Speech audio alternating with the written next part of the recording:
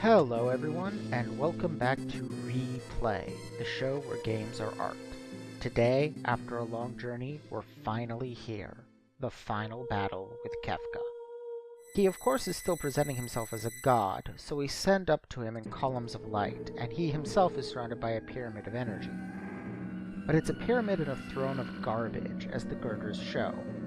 Like his tower, Kefka's throne is massive and imposing, but ultimately made of pieces of the world he destroyed, a relic of the past. That's key. We began the game as returners, as people explicitly seeking to restore something that once was.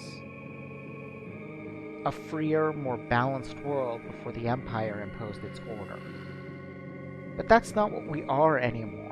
The Empire was destroyed along with the rest of the old world, and we found ourselves in a ruin. That's always the danger of chaos and apocalypse. They can make things worse. They can be hijacked by the selfish, the greedy, and the nihilistic, by those who would rather lord over a dying world than help build a new. Kefka wants only to show off how powerful he is, to show that he can fling us around like dolls. He says he intends to exterminate everyone and everything, but he's taking his sweet time. Perhaps he recalls Gestal's dying words, "There will be no one left to worship us." Consider what it must have been to be Kefka, to have been experimented upon as a child, warped and changed by magic. Kefka didn't have Cid caring for him as Celeste did. He was not treated as a person, but as a weapon. Of course he came out wrong. Broken, full of rage. Of course there is a yawning chasm within him that he is desperate to fill. So he sought out power and destruction, punishing the world, bringing it to its knees, ruining it. The party insists they will rebuild anything he destroys, and Kefka asks a simple question. Why? Why rebuild what you know will inevitably someday be destroyed? Why live when you know you will die? Death, time, entropy, chaos. Call it what you will, it is the one certainty. It will always win in the end. So what meaning is there? What purpose? And the answer is, the end doesn't matter. Here and now, to quote Terry Pratchett, we are alive. It's enough to experience today's joy, as Tara says. Tomorrow's sorrow can take care of itself. The party's answers to Kefka's questions are perfection because they each say something different, and that's the point. Meaning is the link between a symbol and what that symbol represents. Kefka's assertion, his nihilism, is that there is no link. And he's right. Nothing in any symbol, say the syllable love, has any inherent connection to what it represents.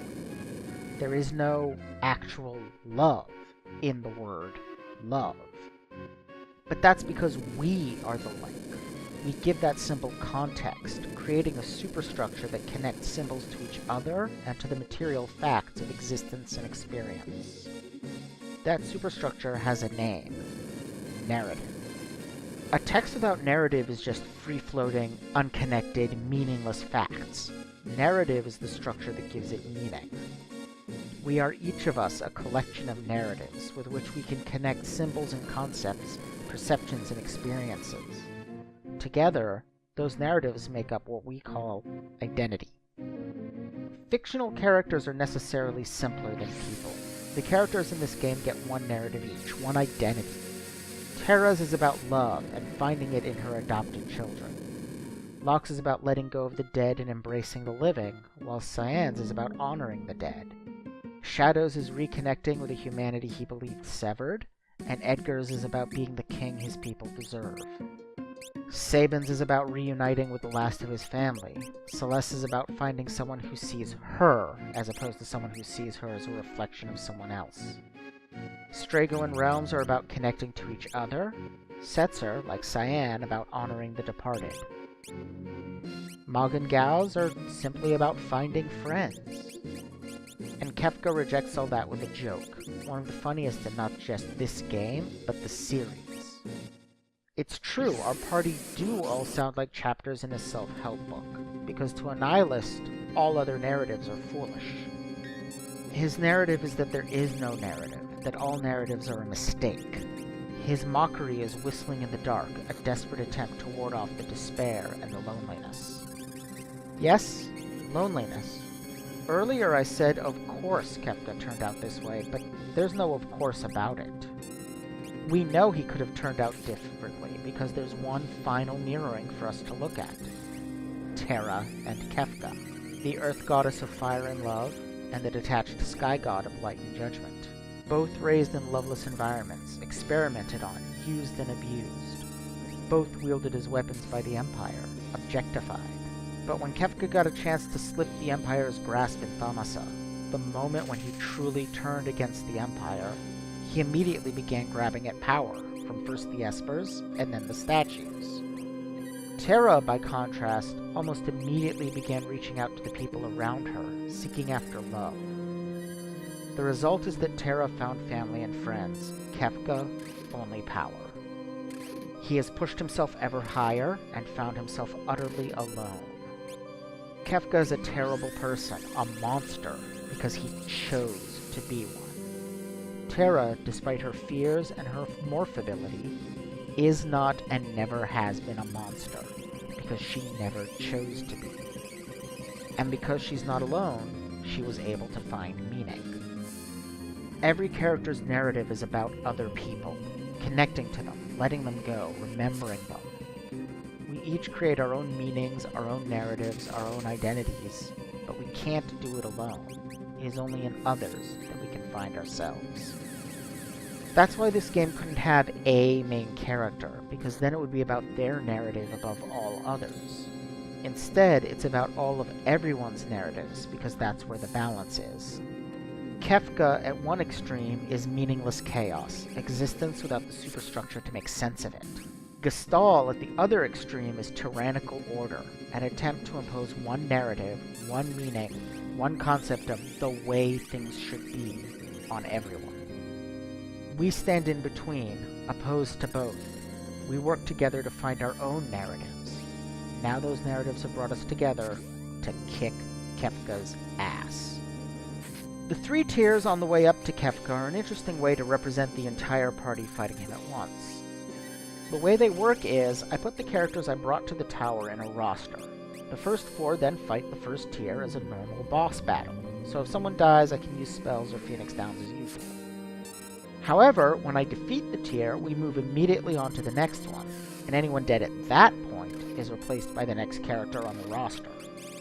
So odds are at least one person in your initial party won't make it all the way through. That's why I started with Terra, Mog, and Realm, my three strongest characters, and Sabin, who's a solid step behind them. That way my party gets stronger as I climb the tiers instead of weaker. Celeste and Cyan are nearly on par with the big three at this point, so they were next on the list, followed by Shadow because he has a way to do max damage, throwing the imp halberds I collected while grinding against dinosaurs. After that the order is basically random, except that Setzer and Gao are definitely my weakest characters.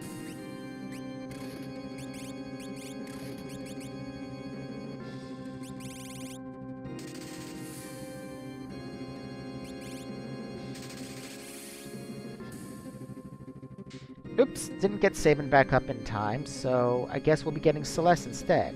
Nice. Now my party is the three magical girls and the mascot. How appropriate.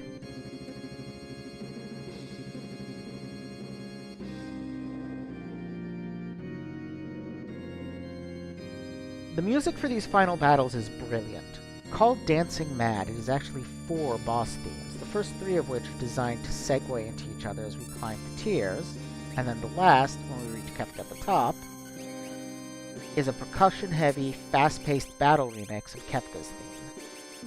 Each of the themes has their own character, the first slow and portentous, calling back to the Vector theme. The second faster and more chaotic, fitting for the tangle of bodies that make up the second tier. The third more choral and elegiac, and the game very cleverly deploys slight delays to ensure that no matter how long it takes you to fight each tier, the music flows smoothly into the theme for the next tier when you ascend. The result is the second longest, and the most complex, piece of music in the entire series. As for the three tiers themselves, there's been a lot of speculation over the years as to what they represent. Nintendo Power claimed, apparently baselessly, that they were the spirits of the three statues. This is borne out by the last tier resembling an inverted goddess. She was a female figure standing on top of a vaguely masculine-looking head, whose body was below the bottom frame, while the last tier is a man with a vaguely feminine-looking head floating above him.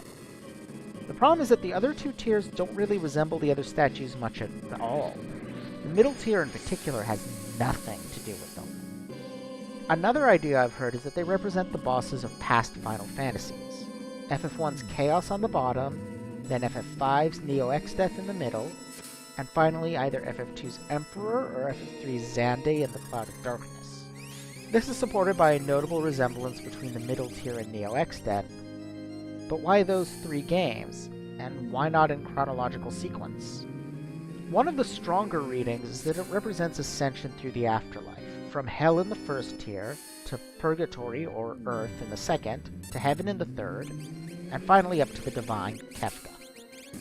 This is best supported by the similarity of the first tier to a powerful demonic giant buried to the waist, much as Satan is described in the Divine Comedy, while the top tier can be viewed as a variant of the Pieta, the famous image of Mary cradling the slain Jesus. The middle tier is still hard to read, however. It's always looked more hellish than purgatorial to me anyway. Anyway, I think the difficulty of finding a definitive reading is the whole point. We have been presented with an assortment of symbols along themes of the demonic, the divine, torment, and ascension, and it is left to us to arrange them into a narrative to give them meaning. That's what you do when you play a video game, after all. You make choices and construct your character's narrative. It's what this game in particular is about, and the best possible answer to Kefka's nihilism. We make our own meaning. As for me, well, show me a path of ascension arranged along what appears to be a tree growing up into the heavens, with a total of 10 points of interest arranged along it, 3 enemies in the first tier, 4 in the second, 2 in the third, and finally Kefka himself, and my mind's going immediately to the Sephiroth. Specifically, I lean toward reading this as a Qliphothic tree from Hermetic Kabbalah. In Jewish Kabbalah, the Qliphoth are protective shells or rinds that must be penetrated to reach each of the Sephiroth. In Hermetic Kabbalah, the Qliphoth are the Sephiroth's evil opposites, forming a tree of darkness just as the Sephiroth form a tree of light. One must battle the Qliphoth in turn, overcoming each of them along the road to enlightenment. And so we are doing, fighting each in turn. That would make Kefka Keter, or rather the dark opposite of Keter, Thamiel, the duality of God. Once again, we are fighting against duality, fighting against the insistence that everything must be one thing or the other.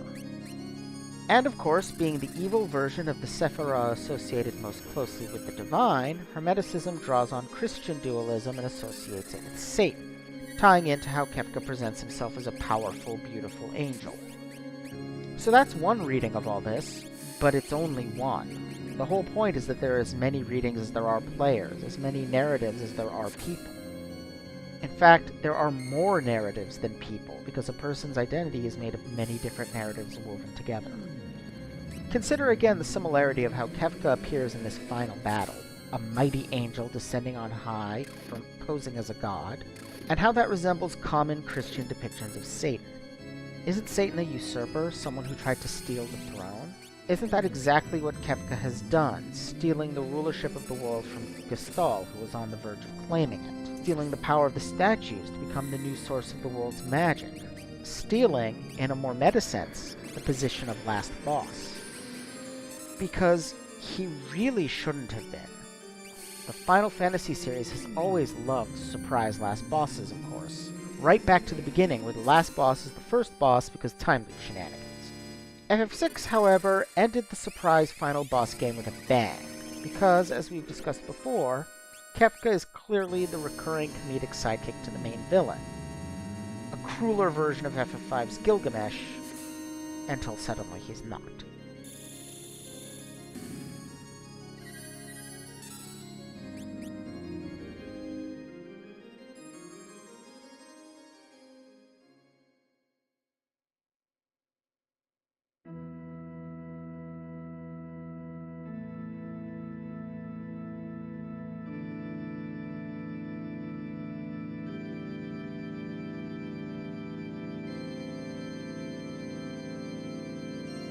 sweet, Mog was in the air when the last tier died.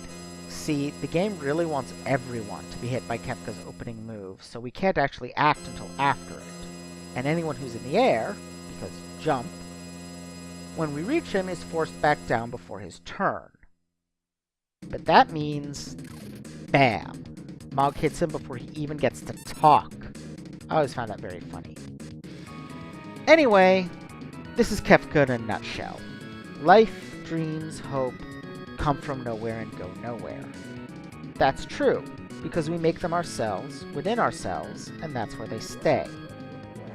To him, that means they're worthless and must be destroyed, but that's his reading, his interpretation, and he doesn't realize he could look at it differently. How can he? The only way to realize the way you look at things isn't the only way, is to connect with someone else enough to vicariously understand how they look at things. And Kefka's incapable of that connection. To me, that's why I do what I do.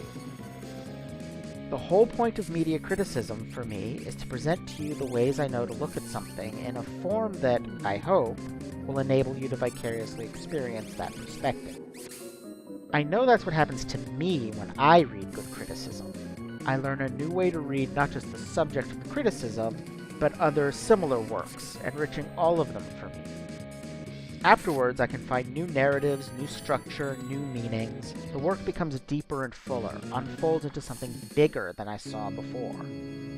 And as a collection of narratives, I too grow with each new narrative I find, whether it's one I construct myself or one pointed out to me, whether it's constructed out of works of art or life experiences.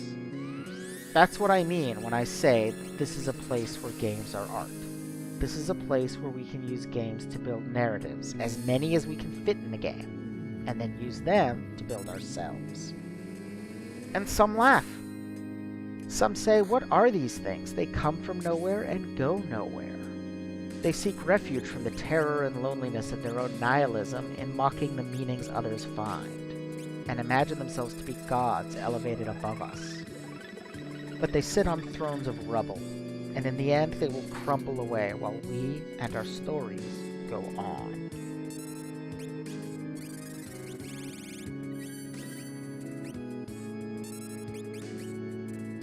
So who more appropriate to represent us in this battle than the lost magical girl who sought meaning in love, the mirror who wanted to be a person, the artist, and the inexplicable fuzzy thing? We search for meaning, we reflect, we respect art, and people think we're silly.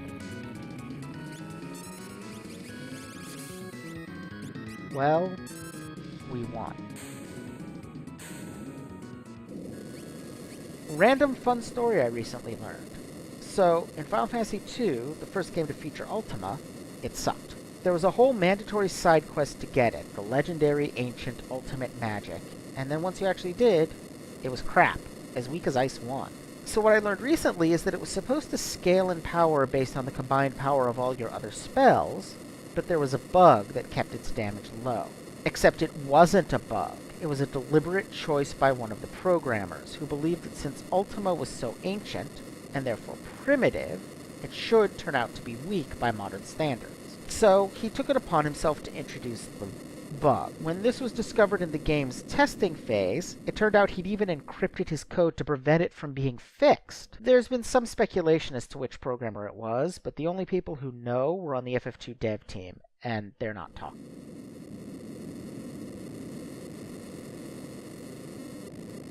It is endlessly cute to me that the party members we left on the airship run in just as unnamed generic voice of the party, sort of implied to be Terra, announces we need to go to the airship. Again, a big part of the theme of this final stretch of game is connecting with and helping one another. So just as we needed 3 teams to work together to get into the tower, Celeste realizes we need to work together to get out. But Terra is beginning to fade. The Espers are disappearing from the now magicless world, though whether they're going to another or just winking out of existence isn't entirely clear. It's at least implied to be the former, though what world it could be remains unanswered. The Espers were the power of magic, which has changed its meaning over the course of the game, appropriately enough since its core meaning was change itself. At first it was something hopeful, rebellion, revolution, a change for the better. Then it was chaos, the bomb, radiation, mutation, apocalypse. But for Terra and Celeste, it was about transformation. Both, in their own way, were seeking the power to transform, and in finding it, were able to become their true selves. Terra found heritage in a family, and Celeste found that she's a person, not a mirror. But that's the story of everyone in this game. They came together and transformed, and in so doing, transformed the world.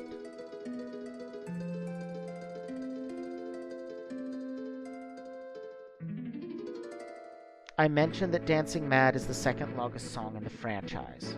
Welcome to the longest, fully 21.5 minutes. After all, there's a lot of stories to wrap up.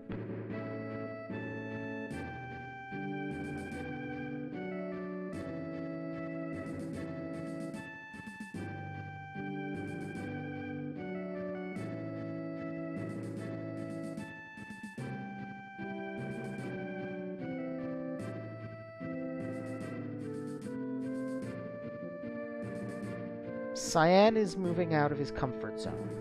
He still hates machines, but he's getting more confident around them.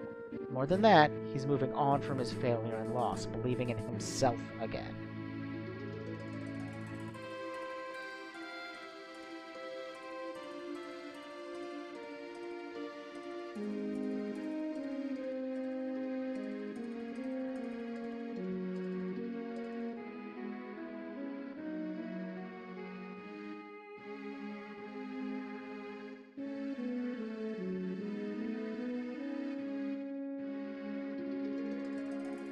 Setzer's transformation is a little complex. I'll talk about it more during the credits.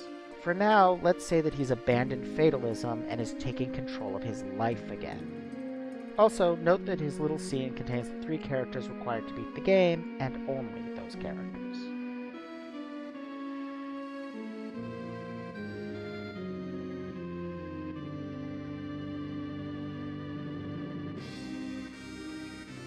I love what this sequence does with Sabin and Edgar. Remember way back when we learned from a pair of optional scenes that the coin they flipped to decide their fates was double-headed? Following on from Setzer, who doesn't leave things up to fate anymore, we have Sabin and Edgar, who tricked theirs.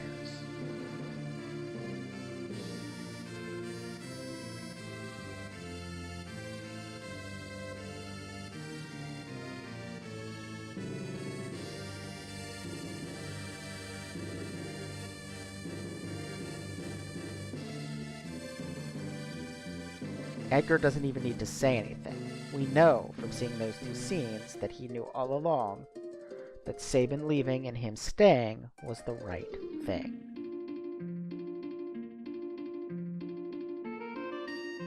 Mog's scene is just cute and silly, but then that's pretty much all Mog is. He never really had any character development at all, did he? Too bad.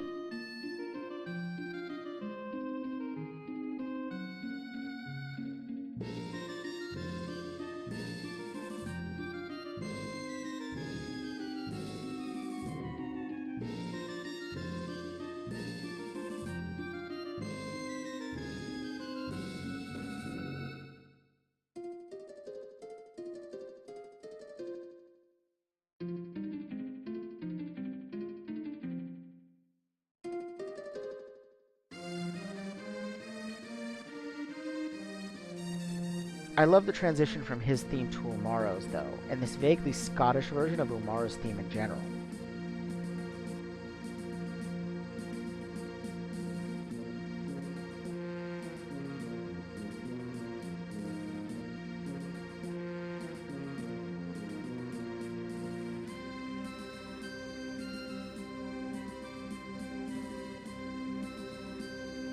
The scene itself is pretty much just Umaro strong, though. But like Mog, that's basically all there is to his character.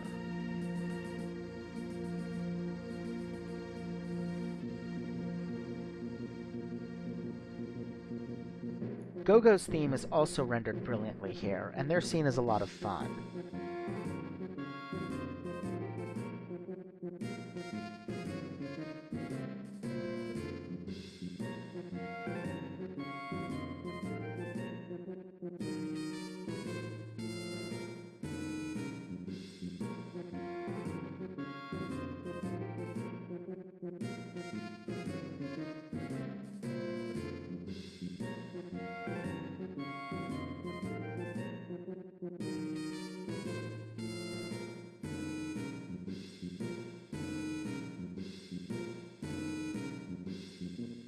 I like the implication that they ended up falling into the basement of the tower. After all, we first found them underground in this game, and they first appeared in the flooded basement of a tower in FF5. Things come full circle for the Walking Enigma.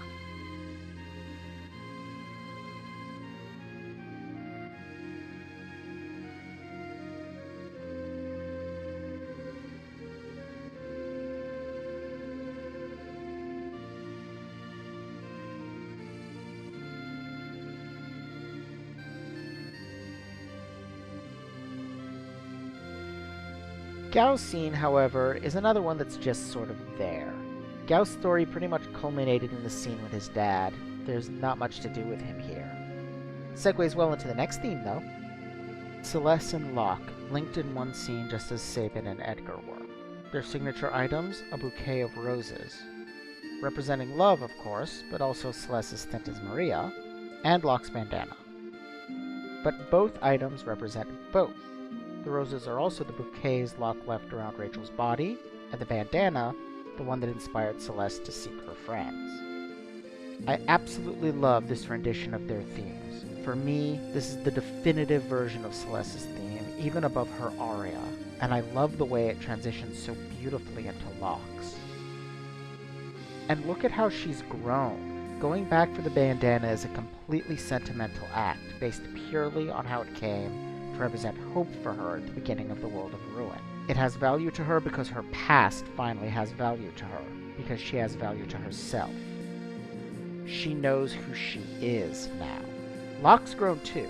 Not only does he get to prevent the woman he loves from falling this time, but he has also learned that holding on to relics of the past isn't worth hurting yourself in the present. They've learned opposite lessons because they're on opposite trajectories. They meet in the middle. I've never really understood what the two wine glasses in Terra's symbol are about. The pendant is obvious, it's her pendant, but why two wine glasses? I guess there's two, so representing her parents? Or the two sides of her nature? But why wine glasses? Anyway, Terra's scene is about her choice between her old family, her father, and her new family, her children and the party. It's about choosing between the family she was born in and the family she chose, and put that way, it's fairly obvious what she'll decide, isn't it? But that doesn't make the choice any easier.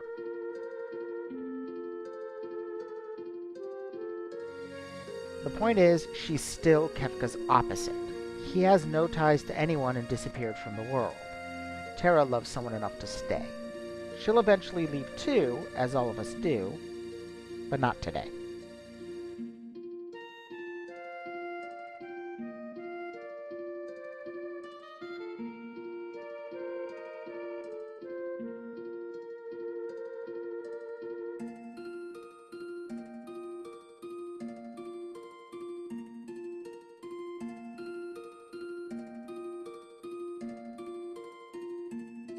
Realm's scene is about growing up. She lifts her grandfather up, supports him, even scolds him. The time will come as they both age that she'll be taking care of him. And in this moment, realizing that, she realizes something else too. Like I just said, all of us leave eventually. Her grandfather won't be around forever, so she wants to paint a portrait of him to remember him by.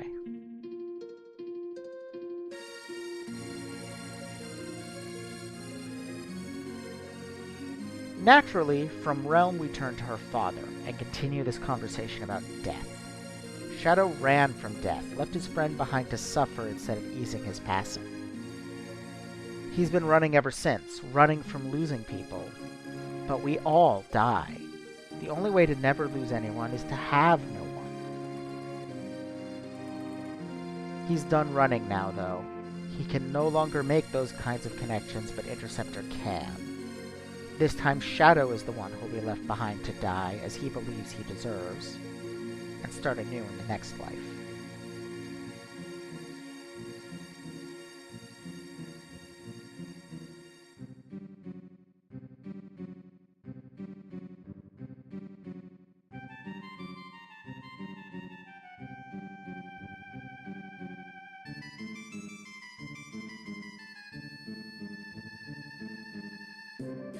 This version of Strago's theme is magnificent. There's no other word for it.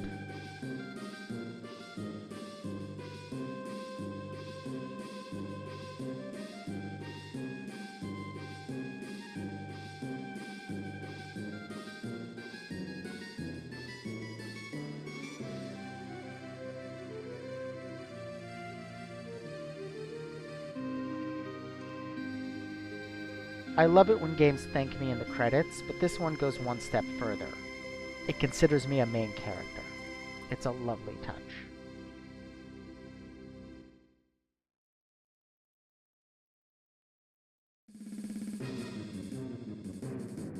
And now back to the plot, as we desperately flee a massive, crumbling structure in the airship, just as we did at the end of the World of Balance.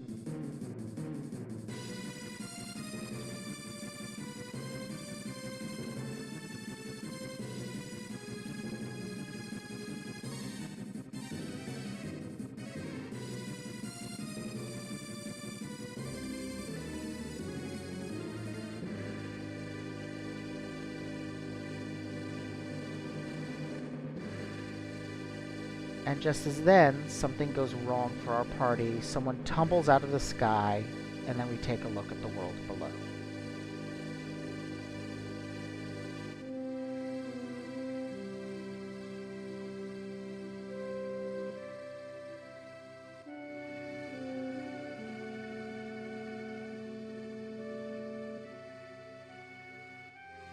But it's different this time. Then we were moving into ruin. Now we're moving out of it. Now we get the reminder of what Terra loves enough to remain, as we see Katerin in her labor bed, the oldest of Terra's adopted daughters, giving birth to her granddaughter. Terra's last act of magic is to whisper encouragement to her, startling the rest of the children.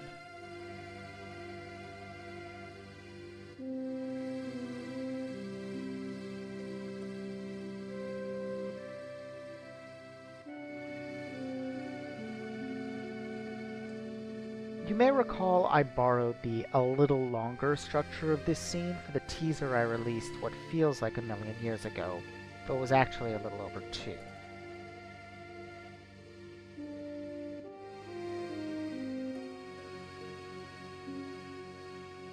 But the characters slowly wake and soon find Terra.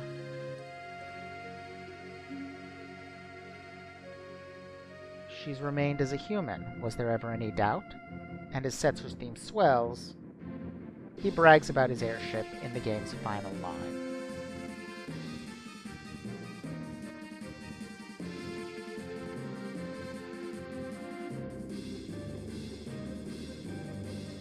I said it a little while ago, let me say it again now.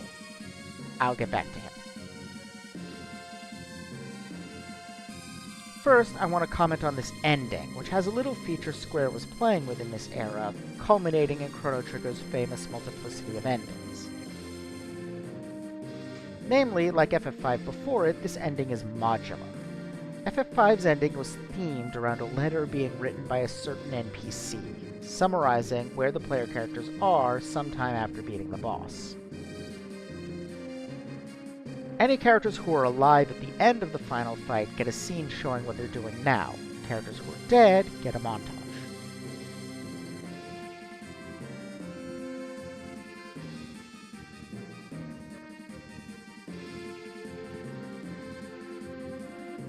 Similarly, FF6's ending is based on which characters you get in the World of Ruin. Any characters you missed have their ending scene replaced by a slow pan across a location significant to them, while the character's menu sprite hovers in the corner.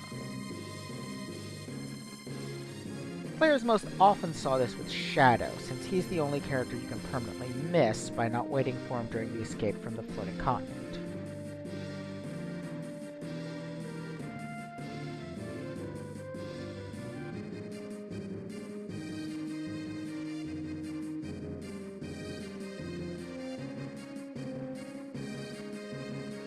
In addition, there is a scene for Celeste without Locke that takes the place of their shared scene if you didn't get Locke, and a scene for Edgar without Sabin that takes the place of their shared scene if you didn't get Sabin.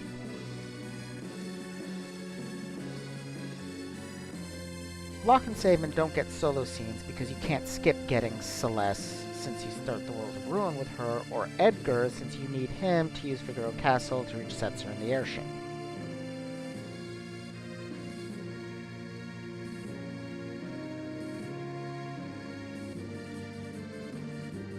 Speaking of Setzer, he doesn't need an alternate version of his scene, because as I mentioned earlier, the 3 characters in it are precisely the minimum 3 you need to reach Kefka.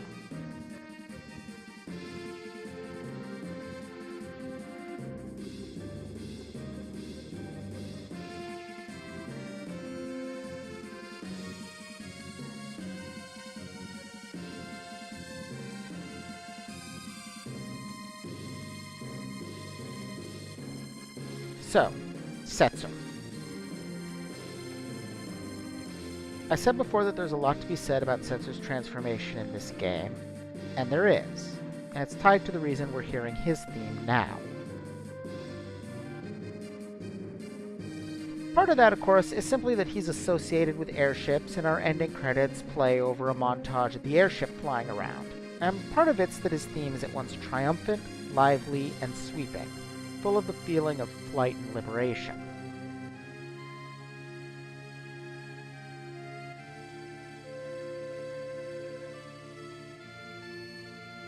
But if those were the only reasons, they could have used a remix of Searching for Friends, and appropriately so, since it first plays when we finally regain the initiative and launch the Falcon.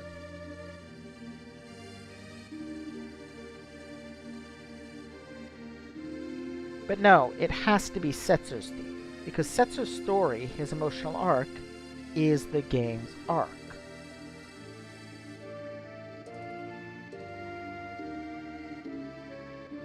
Setzer, in his flashback with Daryl, is a freewheeling adventurer, though a little cautious. He's the world of balance, relatively good, but constrained by the burgeoning empire. After he loses her, however, he descends into despair, becoming utterly fatalistic, and convinced that life is essentially random, impossible to control, just like the majority of people in the world of Ruin.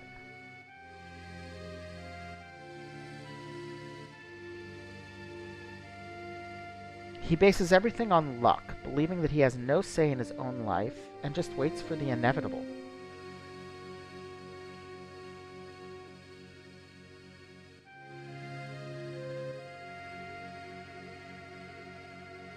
Then Celeste wakes him up and gets him to start taking action again. First, turning him against the Empire, and then, in the world of Ruin, recruiting him on her quest to reunite the party. That leads him back to Daryl and her airship, and to the realization that his feelings and actions matter, that he can control some things.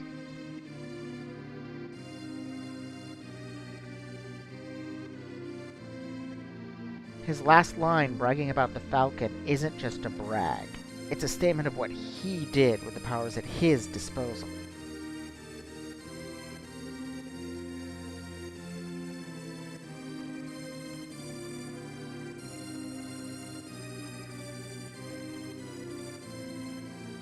As I said back at the beginning of the World of Ruin, when it happened to coincide with a certain election, the cure for despair isn't hope, it's purpose. When the world lies in ruins, when it is decaying and dying all around you and it seems like you can't do anything to fix it, do something anyway. Find others. Work together. Succeed or fail. What matters is that you found your purpose and worked for it. You tried to make things better.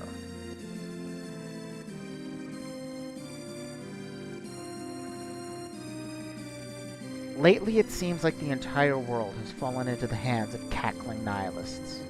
From the most minor of internet trolls to full-scale harassment campaigns. From fascists marching in the streets to the fucking President of the United States. The world seems suddenly full of people who care about nothing, believe in nothing, and value nothing except power, which they define as the ability to make others suffer. They are sad, and angry, and alone, and they're bringing the world to ruin. Life, dreams, hope, where do they come from, and where are they going? These things, they're trying to destroy.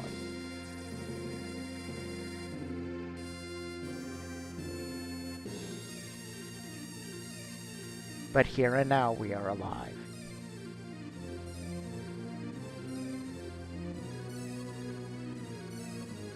Every time we draw breath is a victory.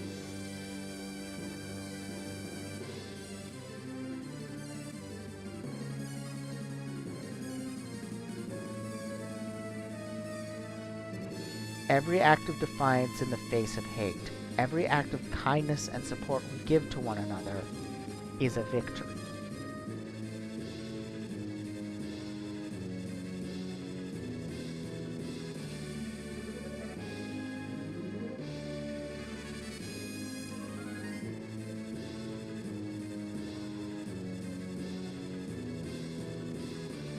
We may still lose in the end, but every second of every day until that point,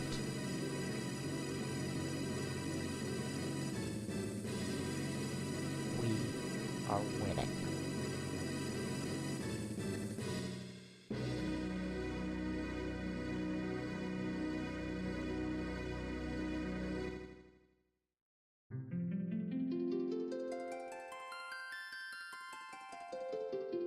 Thank you for watching, everyone. Final Fantasy VI is over, but Replay isn't. This is the end of Season 1, but Season 2 will be here next month. Stick around after the credits for a teaser.